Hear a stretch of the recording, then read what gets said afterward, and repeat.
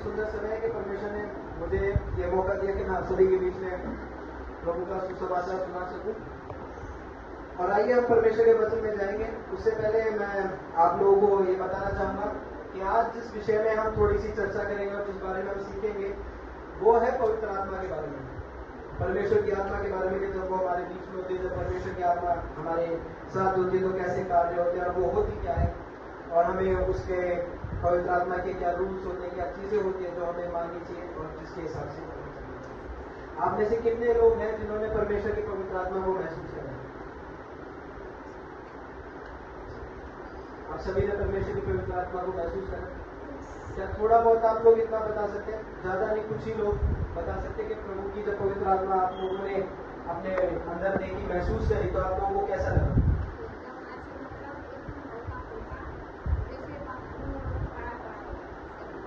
उससे पहले आप मतलब हल्के नहीं थे, लेकिन जब पवित्र आत्मा आपको महसूस हुई तब हल्का फील। तालियां बजाएंगे इनके लिए।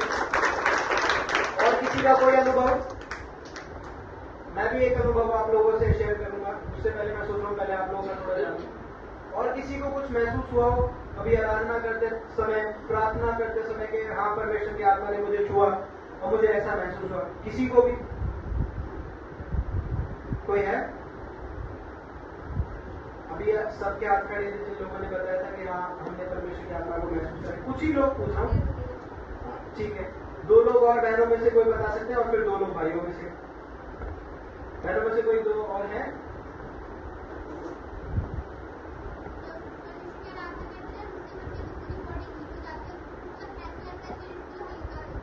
हमें कोई एक और बहनों में से?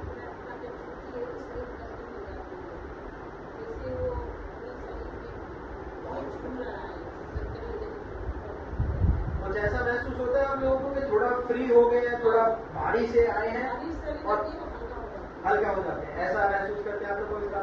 ठीक है। भाइयों में से कितने भाई हैं जिन्होंने परमेश्वर की आत्मा को महसूस करा है? उसकी पवित्र आत्मा ने जिसको छुआ है वो बताएं। भाइयों में से कोई है? कोई भी नहीं है? अच्छा, अभी कोई भी नहीं है भाइयों में से जिसको परमेश्वर की आत्मा ने छुआ? ठीक है। हम लोग बाइबल से तो पढ़ेंगे, उससे पहले मैं एक और बात आपको बताता हूँ। मेरे बहुत ही अच्छे दोस्त एक हैं और काफी साल पहले वो भी बड़े परेशान रहते थे।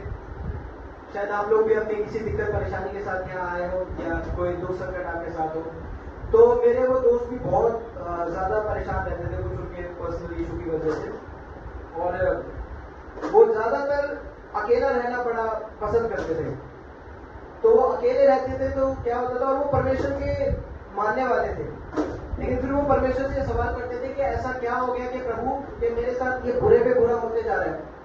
वो कुछ काम करने का सोचते थे, उनका काम खराब हो जाता था, कुछ भी उनकी जिंदगी में अच्छा नहीं चलता था, और फिर उनका भी मन इधर उधर भटकने लगा। तो वो परमेश्वर से सवाल करते रहते थे, बैठे रहते थे कि प्रभु ऐसा क्यों हो रहा है। पहले उन्होंने हार मान ली कि ठीक है अब चर्च ही नहीं जाऊंगा, क्या फायदा चर्च जाके, प्रभु कुछ निवारण ही नहीं दे रहे, मैं समझ ही नहीं पा रहा क्या हो रहा है। बहुत थक हार के फिर वो मेरे दोस्त एक कमरे में वो प्रार्थना कर रहे थे अपने घुटने टिकाकर, और वहां पे काफी अंधेरा भी था उस कमरे में, सब लाइटें बंद करके अकेले वो एक कमरे में थे, उनके कमरे में। तो जब वो वहां पे प्रार्थना कर रहे थे तब वो मुझे बता रहे थे कि वो प्रभु से सिर्फ ये पूछ रहे थे कि ऐसा मुझसे क्या गलती हुई है जो मेरे साथ सिर्फ गलत हो रहा है या कुछ ठीक नहीं हो रहा, प्रभु मेरी सहायता करे, मदद करे। और वो उम्र में कुछ ज्यादा बड़े भी नहीं थे, और जैसे ही वो उस कमरे में प्रार्थना कर रहे थे और घुटनों के बल थे, और क्योंकि वो बहुत ज्यादा भरे हुए थे, दुख में थे, उनके आंसू रुक नहीं रहे थे, वो ऐसे रो रहे थे। उस कमरे में एकदम से उनको ऐसा महसूस हुआ, जब वो ऐसे घुटने टेक के बैठे हैं, पहले उनको लगा कि उनके कंधे पे किसी का हाथ आया, फिर उनको महसूस हुआ कि उस कमरे में एक रोशनी आई। उस दिन से वो परमेश्वर की इतनी अच्छी भक्ति करते हैं, उनकी इतनी अच्छी आराधना करते हैं, और उनके वो सच्चे विश्वासी बन गए। तो उन्होंने भी ऐसे परमेश्वर की पवित्र आत्मा को महसूस करा। और जाने ना जाने कितने लोग हम लोग जानते हैं, बहुत लोग परमेश्वर की आत्मा को महसूस करते हैं। और परमेश्वर की आत्मा हम सभी को पवित्र करती है, शुद्ध करती है, क्योंकि वो खुद पवित्र शुद्ध है। लेकिन जितने लोग इस पवित्रता को जानते हैं और इस आत्मा को महसूस कर सकते हैं, वो लोग ये भी जरूर जानते होंगे कि इस आत्मा के कुछ फल भी होते हैं और इस आत्मा को मानने वाले जो इसको महसूस कर सकते हैं उनको कुछ चीजों को, कुछ बातों का पालन भी करना होगा। आप लोग जानते हैं कि कुछ चीजें होती है जो हमें माननी होती है, जिसको परमेश्वर की आत्मा छू लेती है।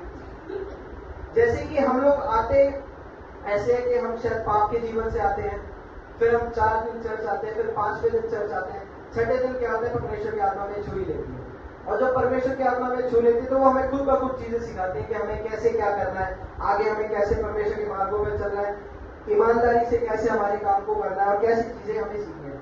आत्मा के फल प्रेम, आनंद, शांति, धीरज, कृपा, भलाई, ये सारी चीजें हम लोग सीख जाते हैं जब परमेश्वर की आत्मा हम सबको छूती है।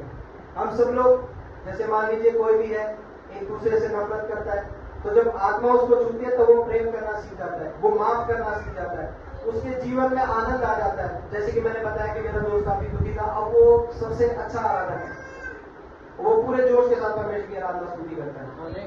परमेश्वर की जब आत्मा हमारे बीच में आती है तब हम रूह से भर के उसकी आराधना स्तुति करते हैं, आनंद आता है हमारे जीवन में, अशांत जीवन में शांति आ जाती है, सुकून आ जाता है कि परमेश्वर ने हमें छुआ। जब हमारे जीवन में उसकी आत्मा आती है, प्रार्थना में हमारा ज्यादा से ज्यादा मन लगने लगता है।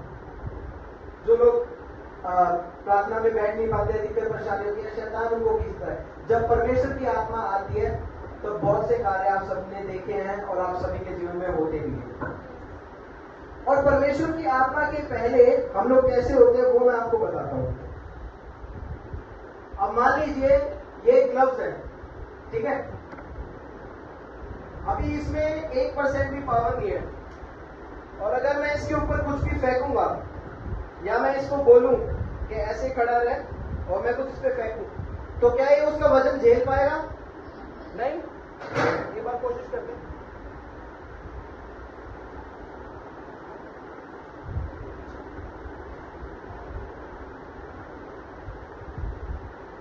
मान लीजिए ये चाबी को हम लेते हैं और इसके ऊपर ऐसे फेंकने से पहले इसको कहते हैं कि तू इसको पकड़ लियो। ये पकड़ पाएगा? एक बार फिर से कोशिश करते हैं, शायद पकड़ ले। ये पकड़ पा रहा है? ऐसा क्या रीजन है जो ये पकड़ नहीं पा रहा है? इसमें क्या नहीं है? अच्छा, जान लिया। ऐसे ही हम सभी लोग आते हैं, बिल्कुल इस हिसाब से। मैं ये नहीं कह रहा कि आप लोग चल के नहीं आते या आप लोग खाना खा के नहीं आते। परमेश्वर की आत्मा से पहले हम सब लोग खाली होते हैं, और ये बहुत सौभाग्य की बात है कि जितने लोग खाली होते हैं वो ही भर के जाते हैं। आमीन, हालेलुया। वैसे ही मान लीजिए कि ये बिल्कुल खाली है, अब इसको हम भरेंगे परमेश्वर की आत्मा से। जैसे मान लीजिए अब इसमें थोड़ी सी जान आई, ठीक है, इसमें जो ताकत थी इस चाबी में, इसकी चाबी की ताकत नहीं बदलेगी, ये उतनी रहेगी, ठीक है। लेकिन इसको फिर से फेंक के देखते क्या होगा। अभी पकड़ा गया, अभी वैसे पकड़ा क्यों गया ये? ऐसे जब हमारे अंदर भी आत्मा आ जाती है तो क्या होता है, कुछ बर्डन या कुछ भी प्रेशर अगर हमारे ऊपर पड़ता है तो ऐसे पकड़ा जाता है। आमीन। यदि शैतान हमारे ऊपर कुछ भी अपना बहुत बड़ा पहाड़ भी फेंकता है, यदि हम बिल्कुल खाली होंगे इसकी तरह, तो हमें कुचलता ही रहेगा, कुचलता ही रहेगा और हम इसमें पिसते रहेंगे। लेकिन जब हमें सबसे पहले हमें ये नहीं करना है कि वजन कम करना है जो हमारे ऊपर गिरेगा, हमें अपने आप को आत्मा से भरना है। और जब हम आत्मा से भर जाएंगे तब परमेश्वर की आग हमें इतनी सामर्थ दे देगी कि हम कोई भी शैतान की गिरी हुई चीज हमारा कुचल नहीं सकती, हम उसको ऐसे उठा के फेंक भी सकते। उसके लिए हमें इसमें थोड़ी सी सामर्थ भरनी पड़ेगी। तो ऐसे ही हमें हमारे जीवनों में भी सामर्थ भरने की जरूरत है, और जीवनों में सामर्थ तभी भरी जाती है जब परमेश्वर की आत्मा हम सभी के साथ होती है। और परमेश्वर की आत्मा जब हमारे साथ होती है, जैसा मैं आपको बता चुका हूं, तो हम बहुत सी चीजें करते हैं, उसके हर एक दुष्ट सामर्थ से हम लोग आजादी पाते हैं। एक वचन हम लोग पढ़ेंगे, 1 कुरिन्थियों 3:16। मैं आपको बताता हूं आत्मा क्या होती है। कोई भी 1 कुरिन्थियों 3:16 निकाल के पढ़ते।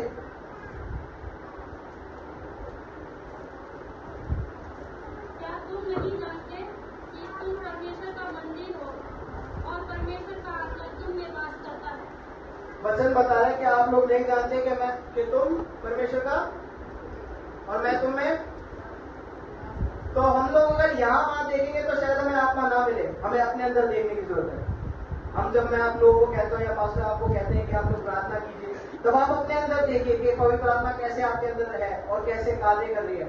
आप लोग शायद इसको समझ नहीं पा रहे हैं, लेकिन जब आत्मा आपके जीवन में होगी तो कोई भी चीज आपके ऊपर आए, चाहे वो कितनी भी भारी हो, वो आपको कुचल नहीं सकेगी, क्योंकि आप पहले से सामर्थ्य से भरे हुए होंगे। तो कोई भी चीज आपको भटका ही नहीं सकती। तो आप लोग क्या, परमेश्वर का मंदिर है और उसमें कौन वास करता है? उसकी आत्मा, पवित्र आत्मा भी उसमें वास करती है। तो जब पवित्र आत्मा उसमें वास करती है, तो मुझे ये बताए, तब क्या हमारा कभी भी ध्यान इधर उधर डगमगा सकता है? कोई शैतान कोई वचन चुरा सकता है? कितने लोग मानते हैं कि परमेश्वर की आत्मा सच्ची है और हम सब उस पर विश्वास करते हैं? और कितने लोग खाली आए थे यहाँ पे? सभी खाली आए थे? एक बार फिर बता सकते हैं, सब खाली आए थे? कितने लोग भर चुके हैं? प्रभु के भवन में आके बिल्कुल मजबूती से भर चुके हैं। वो लोग जोड़ के हालेलुया बोले। एक बार फिर से तो परमेश्वर जैसे हमें भर देता है अपनी रूह से, अपनी आत्मा से, तो कोई शैतान कोई वचन नहीं चुरा सकता और ना हमारी सामर्थ को छीन सकता। पवित्र आत्मा के लिए वचन बताता है कि जब पवित्र आत्मा तुम पर आएगा तब तुम सामर्थ पाओगे। जैसा पवित्र आत्मा आप सभी के जीवन में आएगा तब आप लोग जो सामर्थ पाओगे, तो कोई भी चीज आपको हटा नहीं सकती। और यूहन्ना 15:26 निकालेंगे।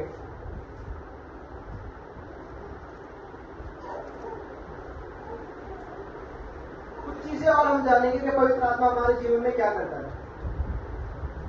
परंतु जब वह सहायक आएगा, जिसे मैं तुम्हारे पास पिता की ओर से भेजूंगा, अर्थात सत्य का आत्मा जो पिता की ओर से निकलता है, तो वह मेरी गवाही देगा। जब सत्य का आत्मा यानी कि परमेश्वर की आत्मा जब आप लोगों के जीवन में आएगी, तब आप लोग उसकी गवाहियां देंगे। जैसे कि उसकी आत्मा जब आपके जीवन में आती है, तो जितने बीमार होते हैं वो लोग क्या कहते हैं? अगले संडे आते हैं और कहते हैं प्रभु का धन्यवाद, हम चंगे हो गए। हालेलुया। यदि आप में से कोई बीमार है तो मैं आपको सच बताता हूँ, आप लोग उसकी सिर्फ आत्मा में विश्वास करें और उसके मौजूदगी को महसूस करें, और परमेश्वर आप सभी को चंगाई दे चुका है। कितने लोग विश्वास करते हैं? हालेलुया। गलातियों 5:22।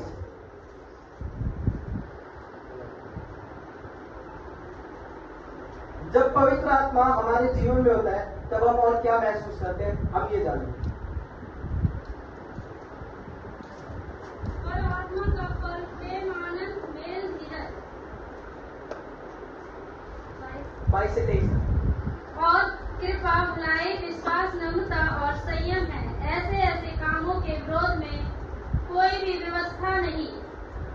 जब हम पवित्र आत्मा जब हमारे जीवन में होती है तो हम प्रेम, आनंद, शांति, धीरज, कृपा, भलाई, ये सभी चीज अपने अंदर महसूस कर सकते हैं। जब परमेश्वर की आत्मा हमारे बीच में होती है तो हम नम्र हो जाते हैं, दीन हो जाते हैं। बिल्कुल जैसा कि हम जानते हैं, जो पेड़ जितना झुका हुआ होता है वो उतना मजबूत होता है, ऐसे ही है ना। लेकिन जो अकड़ के खड़ा होता है तो आपको पता है कुछ फायदा नहीं उसका। तो जितने लोग, अगर कोई भी ऐसा होता है मजबूत या ऐंठ में या किसी भी गुस्से में या किसी चीज में होते हैं कि हम किसी की नहीं सुनते, लेकिन जब आत्मा उसके अंदर आती है तब एक गुस्से व्यक्ति भी काफी शांत हो जाता है। ये कार्य कौन करता है? ये मेरे कहने से कोई नहीं बदलेगा।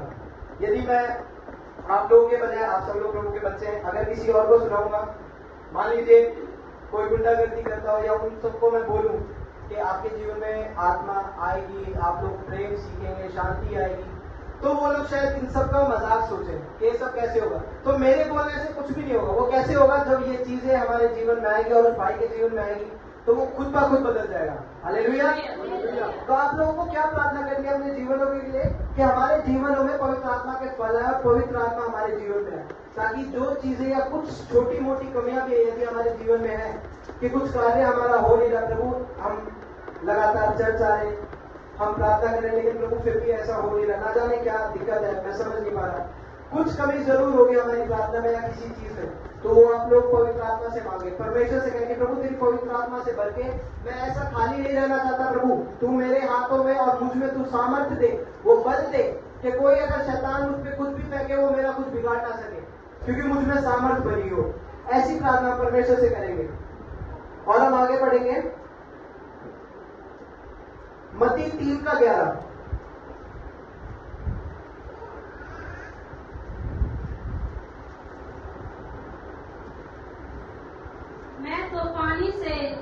मन फिराव का बपतिस्मा देता हूँ, परंतु जो मेरे बाद आने वाला है